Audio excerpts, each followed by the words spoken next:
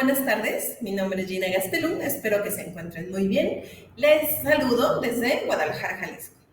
Es un gusto para mí estar con ustedes el día de hoy a partir de la invitación y la promoción del Consejo Nacional de Danza por hacer este tipo de charlas en las que vamos más allá del cuerpo presencial y vamos a la parte del cuerpo en letras. Danza en letras es un gusto para mí el día de hoy. Y en particular, tuve un encuentro muy interesante el fin de semana. Bueno, toda la semana tuvimos la Feria Internacional del Libro en Guadalajara. Recorriendo los pasillos, me encontré justo con el libro que vamos a hablar el día de hoy. Hoy nos encontramos con Verónica Cruz de la Garza, que es bailarina, maestra y coreógrafa por el Instituto Nacional de Bellas Artes. Colaboró en el taller coreográfico de la UNAM, desarrollando seminarios de danza para estudiantes de la UNAM, bajo la dirección de la maestra Gloria Contreras. Se entrenó como bailarina con el maestro Federico Castro del Ballet Nacional de México. Obtuvo una beca para estudiar en la Martha Graham Dance Center de la Universidad de la Ciudad de Nueva York y colaboró en Chart Productions con Tyler Darr en la Universidad de Artes de Filadelfia, desarrollando seminarios para estudiantes y participando en el montaje de giras internacionales. Se entrenó como bailarina y coreógrafa en Toronto Dance Theatre bajo la dirección de Patricia Virtue, fundadora de Contraste Dance Ensemble. Tiene licenciatura en Sociología, maestría en Sociología de la Cultura y doctorado en Comunicación por la Universidad Iberoamericana. Beneficiaria para becas como CONACYT y FICSAC. Ganó el premio al mérito académico por su labor docente en 15 años, mismo premio que ganó por segunda vez por su labor docente durante 20 años, como académica de la Universidad Iberoamericana, en la cual colabora como académica desde hace 26 años, fundadora y pionera de Mezcal Carreño, producto 100% artesanal, y actualmente realiza su estancia postdoctoral en la Universidad Autónoma Metropolitana, realizando la continuación de su tesis doctoral para ser publicada próximamente. Y bueno, esta tesis doctoral es justo de la que vamos a hablar, ya que pasó por un proceso para convertirse en el libro del que hoy hacemos mención. Bienvenida, Verónica, es un gusto saludarte. Gracias, el gusto es mío, el honor es mío. Muchísimas gracias al Consejo Nacional de Danza y al ITESO por su interés, su promulgación, su difusión. Y bueno, son temas muy novedosos que yo creo que hay que entrarle con toda la motivación, todo el gusto y todo el interés. Claro, ¿no? Y sobre todo esta actividad tan rica de danza en letras que nos lleva a difundir de manera tan académica, ¿no? Este trabajo tan riguroso de 4 años de doctorado, que además tiene su tratamiento en convertirse en esta publicación y que dio para darle una continuidad, ¿no? Pero bueno, ¿de qué libro estamos hablando? ¿El lago de los cisnes les suena? Bueno, creo que es una obra tan emblemática y tan transgeneracional, ¿no? Que nos ha acompañado y nos arropa en diversas dimensiones, desde dimensiones incluso infantiles para las infancias, ¿no? En ilustración, en caricatura, pero cómo no, como nosotros la reconocemos en el ballet, y cómo este ballet ha trascendido y manifestadose en diferentes momentos históricos, de diferentes formas estéticas, de diferentes abordajes escénicos. Y entonces, este Lago de los Cisnes, alegoría del cuerpo, del poder en la modernidad, publicada por la Universidad Iberoamericana como El Lago de los Cisnes, un beso entre dos culturas. Entonces, Verónica, ¿qué te parece si empiezas por compartirnos cómo es que llegas al interés en particular por el Lago de los Cisnes? ¿Cuáles eran estos imaginarios que ibas recogiendo que te llevaron a hacer tan profunda investigación sobre el mismo? Mira, Gina, muy buena pregunta. En licenciatura y en maestría traté de no abordar danza, de hecho abordé otros temas que tienen que ver con cuerpo, pero pensé que ya me había alejado un poco de tratar la danza académicamente. Sin embargo, yo hice un proyecto para entrar al doctorado, comunicación en la Iberoamericana, y no fue con el que continué después del segundo año de investigación. Había yo propuesto estudiar pintoras mexicanas, el incursionar en el siglo XX, mujeres perdidas en la historia de la pintura. Sin embargo, en una de las clases de doctorado, que de hecho académicamente era la última, porque en este doctorado había que hacer trabajo de clase durante 2 años, trabajo de investigación, posteriormente dedicarnos a la investigación del proyecto durante 2 años, es decir, 4.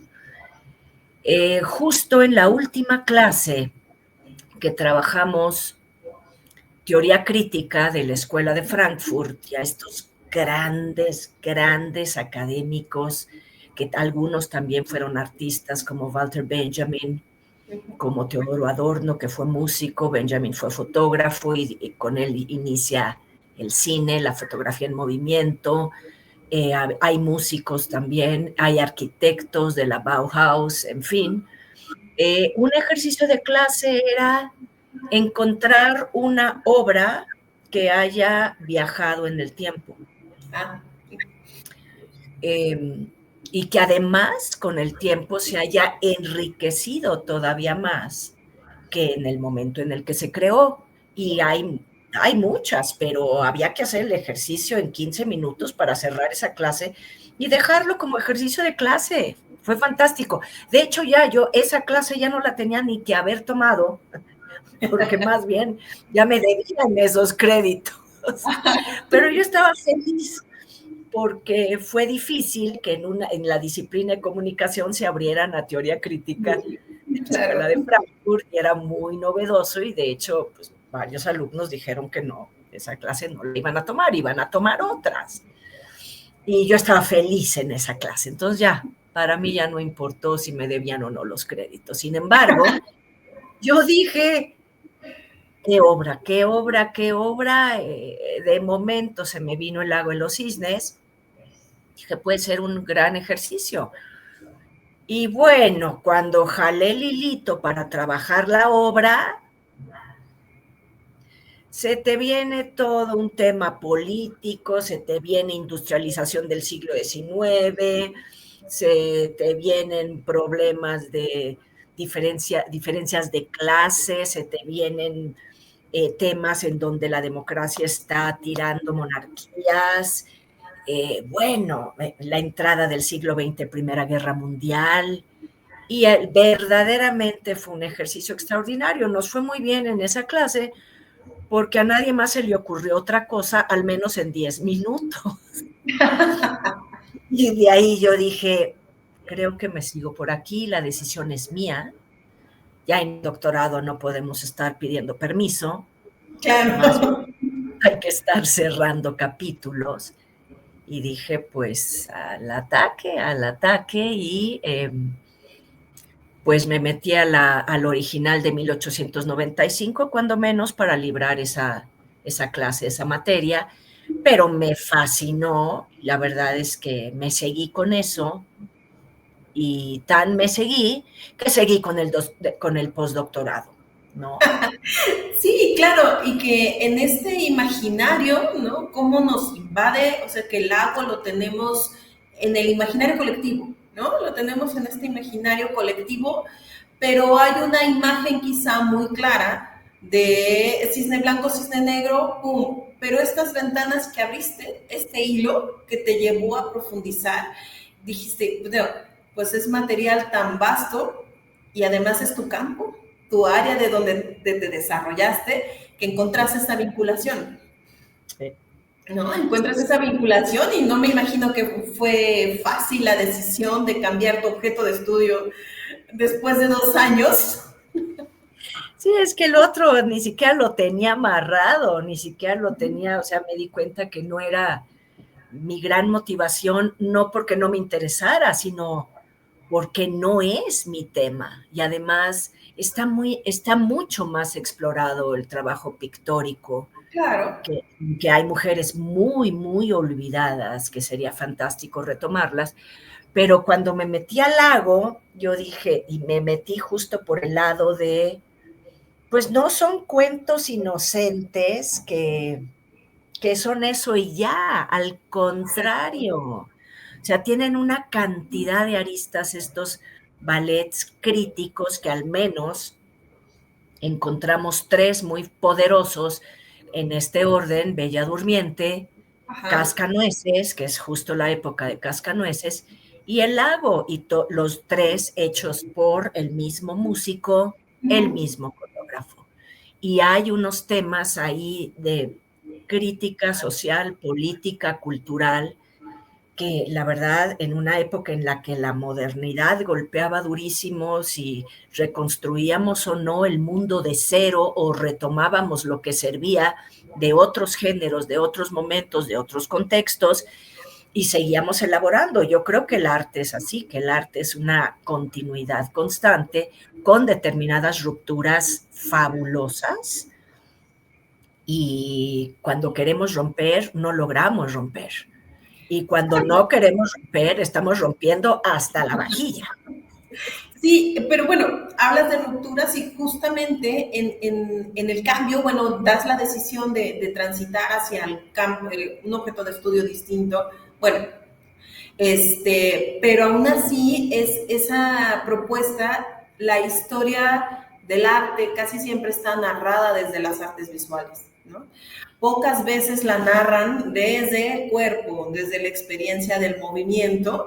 Y bueno, creo que tomaste por un lado totalmente pertinente, ¿no? Al narrar estos momentos sociohistóricos y políticos, estas tensiones, ¿no? Estas tensiones que hay en el contexto, pero a partir del cuerpo, a partir de la danza, ¿no? Bueno, lo cual se agradece ante todo que uno observa cómo los cursos ¿no? de historia del arte siempre te van a dar una narrativa por las artes visuales, ¿no? Que son las reinas. Y hay que estar ahí colocando el hilo de cómo hay otra evolución también desde acá, ¿no? Exacto, y esto estamos haciendo justamente primero, que son múltiples, múltiples. Hoy en día, con la tecnología actual, hasta se llaman tecnoartes, entonces no nos podemos quedar en artes visuales con todo y lo que todavía no ha dado artes visuales. Además, Dependiendo. claro, ¿no? Y bueno, pues desde lo más primario como pensar en que en la danza pues son imágenes en movimiento, ¿no? Trasladadas a un espacio, trasladadas a una temporalidad, pero al final estamos a través de la imagen también comunicándonos.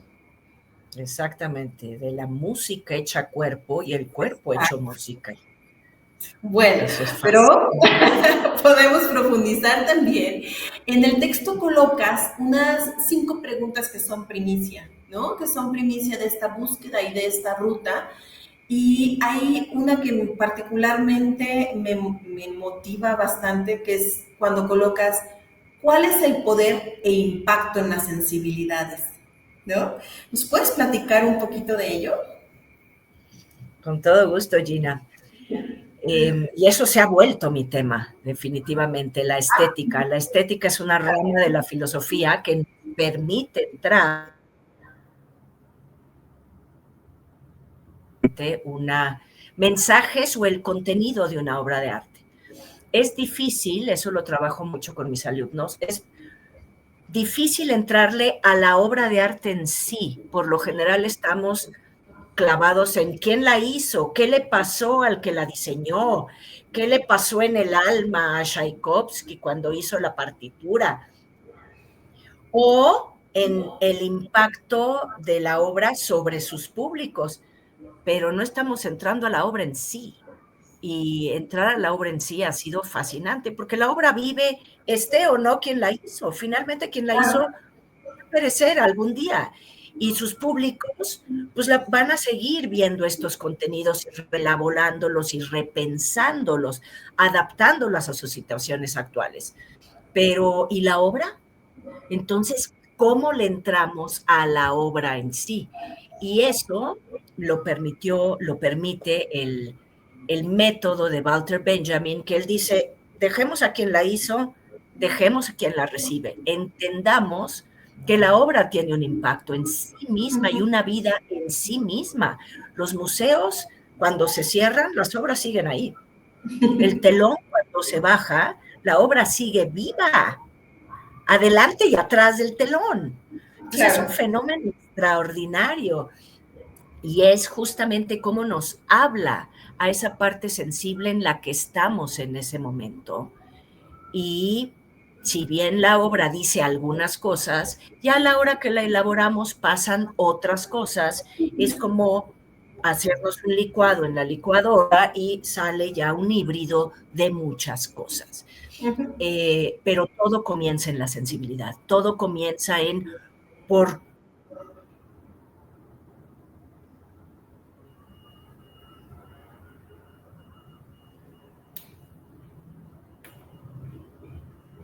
a elaborar esos temas. ¿Qué vi ahora que no había visto antes?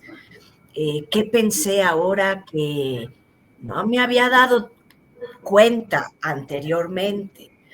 Y lo más importante para mí ha sido que los bailarines sabemos muy poco de las obras que interpretamos y poder compartir con esa sensibilidad de un cuerpo que lo está aprendiendo a ejecutar. Bueno, pues ahora apréndelo a vivir, porque nadie nos enseña esa parte a los bailarines. Entonces, es trabajar con todos, trabajar con quien hizo la obra, por qué la hizo, qué pasa con la obra, qué pasa con quien la interpreta, qué pasa con quien la produce, qué pasa con quien la recibe. Pero que sin duda, a la hora de trasladarla, que la trasladas en esta situación histórica, y entonces nos llega 200, 300 años después, y entonces, ¿no?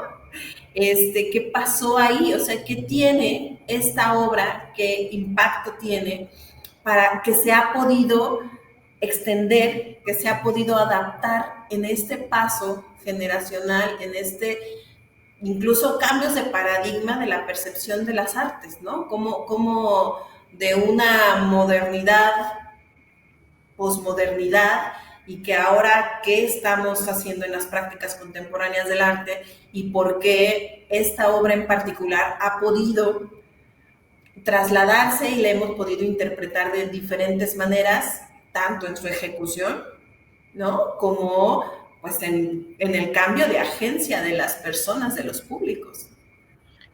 Pues mira, hay una parte increíble que es el ballet, el Lago es el ballet más accidentado de la historia del ballet clásico. O sea, tiene cantidad de errores que habían que sacarlos sí o sí, empezando porque Tchaikovsky a cada rato le daba una especie de cólera y eso fue lo que lo mató. La primera versión que habían hecho fue un verdadero fracaso en 1877. No supieron interpretarla, no era Marius Petipa el coreógrafo. El coreógrafo era un coreógrafo alemán que o no quiso entender la obra, o no le dio tiempo, o no la entendió.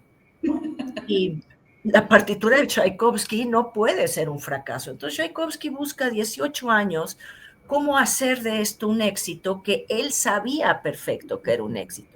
El coreógrafo ya estaba cumpliendo 90 años, ya lo que quería era retirarse a su amado París a vivir la vida cultural de su país, que nunca lo vivió porque trabajó 66 años para el ballet ruso desarrollando todo esto. Y de ahí me puedo ir a 1000 otras anécdotas que son verdaderamente accidentadas.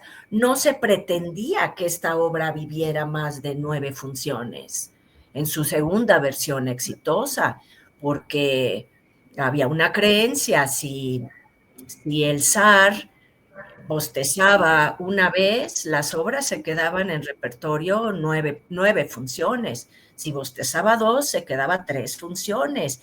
Y si bostezaba 3 veces, salían de foro. No había manera de volverlas a producir. Y esta no se pensaba que iba a vivir las 3 funciones. Le dieron gusto a Tchaikovsky. Y finalmente, en el momento en el que sale a foro, es una obra que se globaliza. Yo te puedo decir, Gina, ¿qué hay ahí que la mantiene viva? Primero, que hay cuestiones de género, porque estamos trabajando a dos mujeres interesantísimas.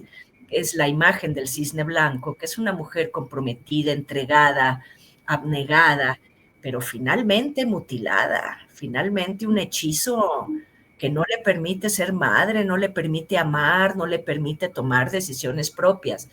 Y luego el negro, que es una mujer estratega que crece y se hace en un sistema absolutamente corrupto. ¿Cómo sobrevive y negocia con esta corrupción tan terrible y este sistema patriarcal tan terrible?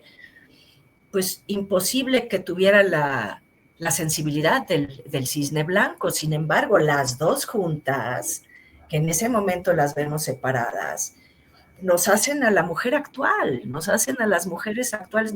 No podemos dejar de ser una ni dejar de ser la otra por sentido de sobrevivencia nada más. Esa es una. Luego el sueño por la democracia. Cuando decimos democracia, ¿en qué soñamos? Bueno, es una obra que sueña la unión de dos culturas que actualmente siguen separadas.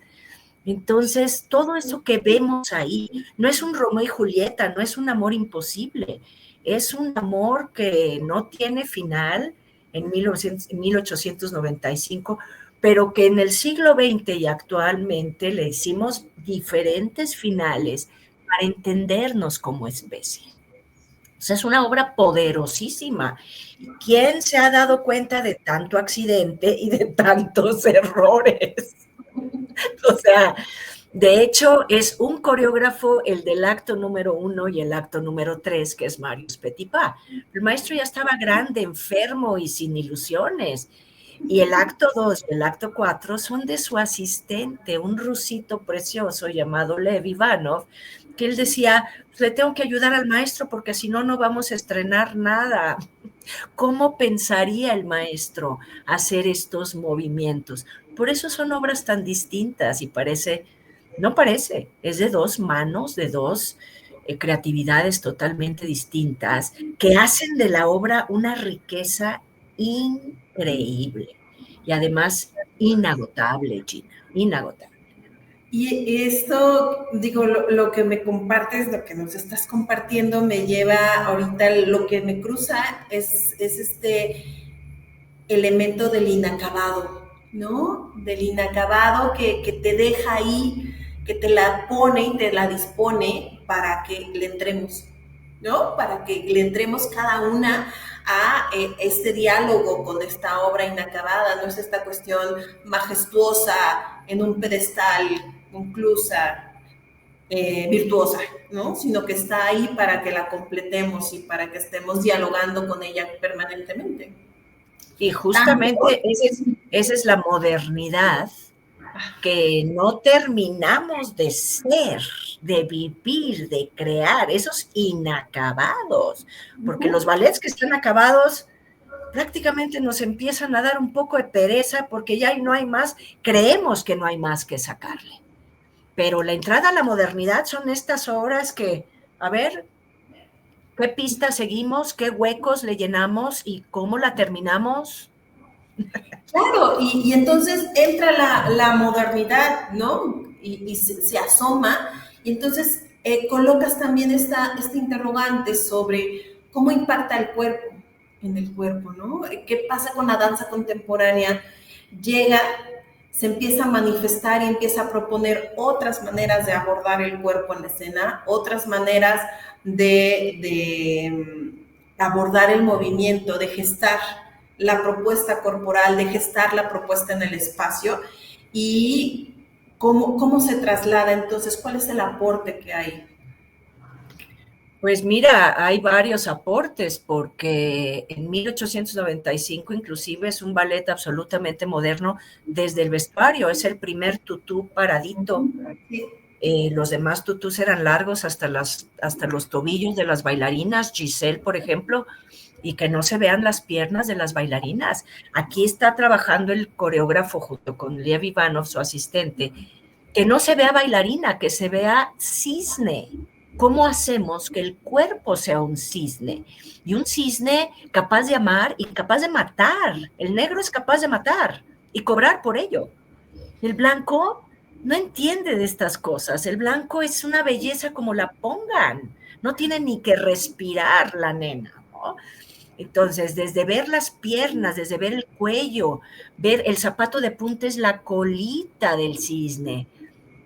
Y luego el trabajo corporal que empieza a tener un lenguaje mucho más femenino que no habíamos visto antes en el cuerpo de las bailarinas. Y de ahí, un siglo después, como un coreógrafo inglés quiere hacer, que de hecho Matthew Burns, su éxito es llevar a los ballets clásicos a un lenguaje moderno, y es su éxito como coreógrafo, y trabaja el exceso de la monarquía británica en 1995, un siglo después, con un lenguaje absolutamente moderno, y estamos viendo a los personajes de la monarquía inglesa manifestarse como lo hicieron en vida, y viviendo unos excesos que nadie los controlaba. Entonces, es un lenguaje absolutamente moderno, posmoderno, que nos lleva a pensarnos como parte de ese ballet, los que somos público, y hemos sido acompañantes de estas monarquías. Eso no lo vemos en la propuesta de 1895. Vemos una monarquía absolutamente controlada, que se le sale todo de control, por eso no hay final. Pero son las partes maravillosas de la creación artística que nos permite ir a donde queramos. Sí, claro, ¿no? Y entonces empieza también a evolucionar las prácticas artísticas, ¿no? Se encuentran en una posmodernidad que sigue intentando colocar formas disruptivas, ¿no? Y la manera en que dialogan los lenguajes, ¿no? Pero entonces estos cruces incluso se alcanza y lo mencionas y no te quedas en escena con el libro, ¿no? No te quedas en escena y también entras a analizar desde el aspecto cinematográfico, ¿no? Así es. ¿No? Entonces, ¿cómo uno piensa, bueno, si venimos del mundo de la danza, pensamos en Lago y pensamos en la propuesta escénica, sí, su versión al cine, sí, claro, ¿no? Pero bueno, no se queda ahí, ¿no? ¿De qué manera entonces en otras maneras de dialogar con los lenguajes y llevada a un aspecto contemporáneo en cine, esta obra, qué encuentras ahí? ¿Cómo es este diálogo ahora en este otro soporte? Mira, por un lado, me llamó mucho la atención el trabajo de Benjamin Millepied, que era el marido de Natalie Portman en el momento en que hicieron este guión. Él hace este guión desde el lago y desde la creación del cisne negro. Entonces, con Millepied entendimos que el cisne negro, la primera versión del lago, antes de que la estrenara Petipa, no tiene cisne negro. O sea, es una obra que viene de la literatura del siglo XIX, una obra que se llamó El velo robado, y esta obra no tiene el cisne negro. Entonces, con Benjamin Millepied nos metemos a de dónde viene este personaje que no le damos, parece que no le damos la importancia que tiene, y que es un personaje que baila un minutito en un ballet de 2 horas y hace toda la diferencia en el guión y la historia, para que tenga un impacto importante. Entonces, Millepied nos mete a donde nos quiere meter como todo director escénico y se queda en donde se quiere quedar. Pero entonces me empecé a meter más allá la investigación de dónde viene este cisne negro. Y este cisne negro lo desarrolla Petipa para 1895 porque tiene unos piques terribles con una bailarina de Ballet Bolshoi que ella quería ser el cisne blanco. Y Petipa le dice que de ninguna manera, que ella ni tiene la belleza, ni tiene el físico, y que no, que su cisne blanco era para ser bailarinas rusas verdaderamente virtuosas en todo el sentido, que ella era buena para el cuerpo de baile y que no tuviera más pretensiones. Pero esta mujer era amante del zar Nicolás II, por supuesto que fue a armar un chisme terrible, porque Claro. aquí era lo que ella decía, y además ya decía que el coreógrafo estaba viejo, que ya pusieran novedades en el Ballet Bolshoi, y empezó un pique por el poder. Es decir, es un accidente más. Y Marius Petipa termina diseñando, como no le puedes ir al zar que no, diseñando un personaje para que ella no hiciera el cisne blanco. Entonces es un personaje que viene de las catacumbas y de las penumbras sociales y culturales interesante, por eso tanto sentido de sobrevivencia y tanta estrategia que el cisne blanco, ¿no? Entonces, todos estos cruces los encontré con la propuesta que va al cine, que desde luego Milpit no se mete ahí, no es su pretensión, pero yo sí me metí. Yo sí me metí.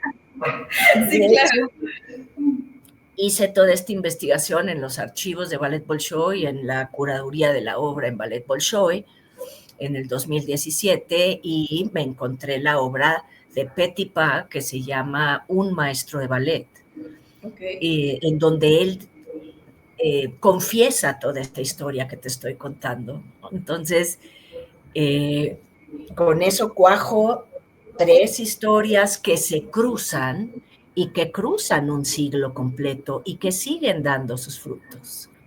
Entonces llega al cine, el cine es la más popular de las artes y por supuesto la gente no, el público no se cuestiona este tipo de cosas, pero yo invito a que lo hagamos, yo lo hice y fue una aventura épica, extraordinaria y lo sigue siendo, Gina. Claro, y en este acercamiento desde el cine, claro que generó como estas lecturas tan inmediatas, ¿no? Acerca de si está pegado, si no está pegado al discurso.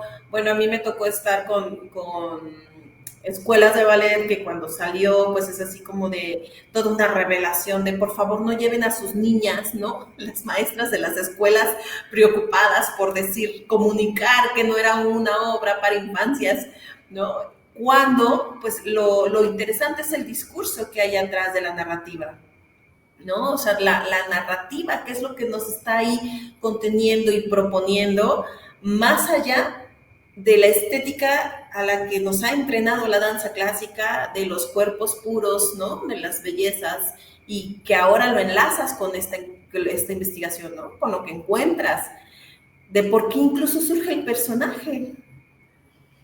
Así es, y entonces surge un personaje que pone en discordia todo y se genera un conflicto interesantísimo, tanto político como social, cultural y personal. Y también es quien hace la historia, quien termina haciendo la historia. Y me clavo trabajando el beso como un signo, un gesto que nos habla del momento en que vivimos, un beso en la modernidad romántica de la Claro. primera versión, un beso en la modernidad un siglo después, en donde el príncipe cambia de género todo el...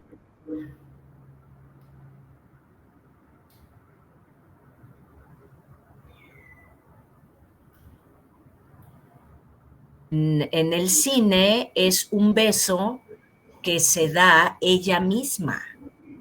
Es una mujer rota, es una mujer fragmentada que encuentra demasiado tarde a su alter ego y se besa a sí misma para poder vivir.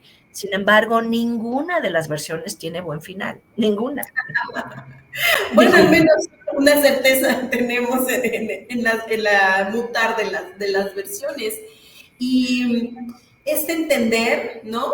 Lo que nos llevas de ir entendiendo estos tramados sociales y estas tensiones que nos van suscitando como especie, que mencionas ahora, el guiño del beso, por ejemplo, pero también está todo lo que la clase mencionabas anteriormente, ¿no? Nuestros estados de clase dominante, marginado. ¿Qué pasa y cómo encuentras esta línea en el proceso de investigación y la obra?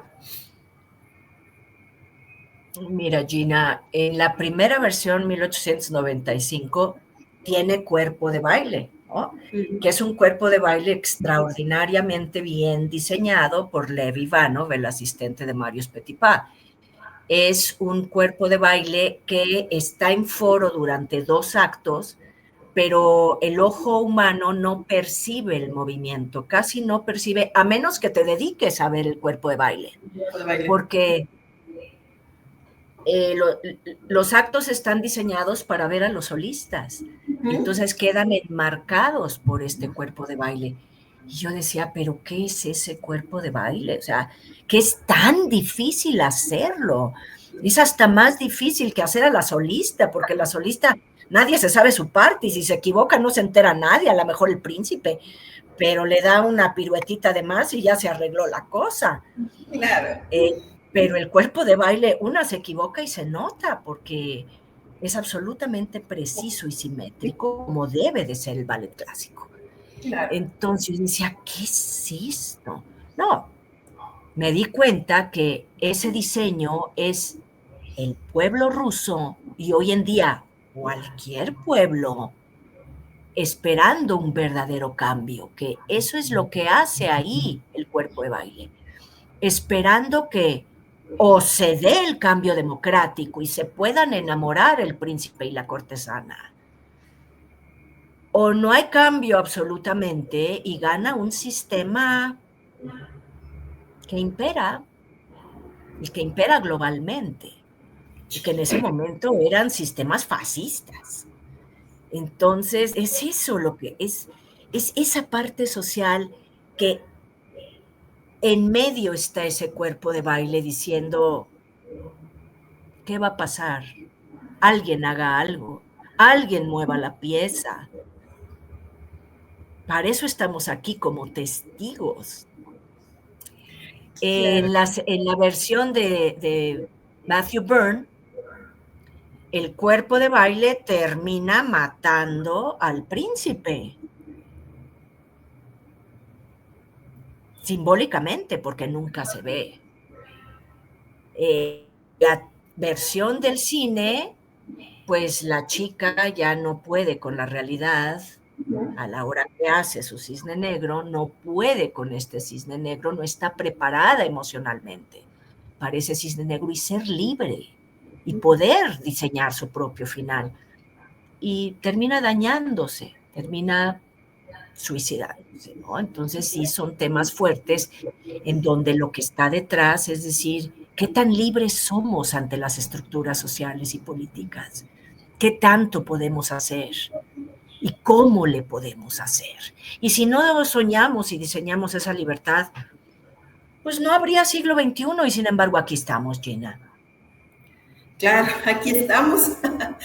Y bueno, qué riqueza, ¿no? En poder leer nuestro sistema, nuestras estructuras sociales, las tensiones políticas, ¿no? Las estructuras que nos sostienen en este camino que tenemos como especie. Y bueno, invitarles a quienes nos están siguiendo a que consulten la página de YouTube del Consejo Nacional de Danza para que sigan esta emisión y las otras que están ahí esperándoles. Y bueno, me gustaría entonces, Verónica, que nos platiques hacia dónde te lleva, o sea, no lograste concluir, bueno, concluye la etapa del doctorado, hay que titularnos, hay que sacar el proceso de alguna manera, pero parece que el texto se volvió chicloso, se fue para allá y ameritó un postdoctorado que está en proceso, porque sin duda, ¿no? Hablar desde las narrativas, desde las estéticas, pero lo que nos atañe socialmente y que, como decías, bueno, pero aquí estamos con todo. Entonces, ¿hacia dónde te llevó? ¿En qué va la investigación ahora? Mira, En realidad el postdoctorado ya se concluyó, eso lo hice en el 2021. Estábamos en plena pandemia y yo 3 veces intenté la beca CONACYT y no había manera y todo era no otra vez, tiempos muy complicados, Sí. los presupuestos reduciéndose por donde la veas. Y bueno, pues en pandemia, un día encerradita, dije, pues voy a volver a intentar, y fue cuando me contestaron que lo podía yo hacer en un año, que hiciera yo un proyecto, que no nada más se reducían los presupuestos, sino también el tiempo de investigación. ¿Y qué fue lo que hicimos en pandemia? Pues leer y ver series en la televisión. Sin duda. Es lo que nos tuvo un poquito ocupados.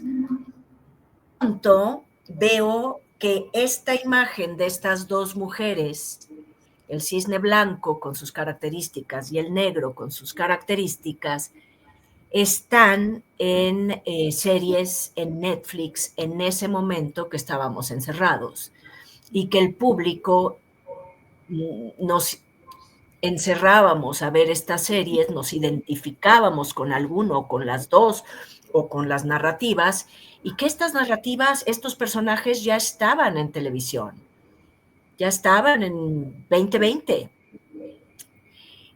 antes del 2020 inclusive, y trabajo esas imágenes, trabajo la imagen de mujeres que están mutiladas, están encerradas, que una se parece al blanco, la otra tiene matices del negro, y que estos personajes mezclados y bastante híbridos en sus relaciones hacen esos contenidos narrativos en televisión, en series televisivas, y trabajo esa parte. En realidad, mi postdoctorado fue donde recupero al cisne negro y la importancia que tiene como imagen dialéctica del blanco, y mi hipótesis es siglo XXI viene con mujeres que son los dos, ya no están separadas. Y es lo que trabajo en ese. Pues qué gusto y bueno, a mí me emociona a revisitarlo. Espero para que quienes nos estén siguiendo, quien nos visite posteriormente en el canal de YouTube, les emocione de esta manera para pues acudir, ¿no? Al texto, que lo visiten y que lo completen, que completen la obra desde donde, ¿no? Desde donde su agencia y desde donde su momento histórico y contextual les brinde para continuar con estos diálogos, y esperemos que esa investigación postdoctoral también tenga luz de manera de publicación, ¿no? No, la tiene que tener, Gina, la tiene que tener. Le hemos dicho, hay que darle continuidad a ello. Perfecto, maravilloso. Pues Verónica, qué gusto platicar contigo, qué rico platicar contigo. Y muchas gracias al Consejo Nacional de Danza por crear estos espacios para poder hacer difusión del quehacer de la danza, no solo en su manifestación efímera del tiempo y espacio, sino también en lo que nos queda tangible de las letras, que también es de suma importancia documentar, investigar y que podamos compartir desde ahí. Y ahora, como nos comentas, Verónica, ¿no? El cuestionarnos socialmente, políticamente, cuál es la obra más allá de su autor, más allá de su momento de estreno, qué pasa con la obra, qué contiene la obra que la hace ser y trascender de esta manera, ¿no? Así Muchísimas gracias y nos encontramos en otro capítulo de Danza en Letras próximamente. Gracias a todos.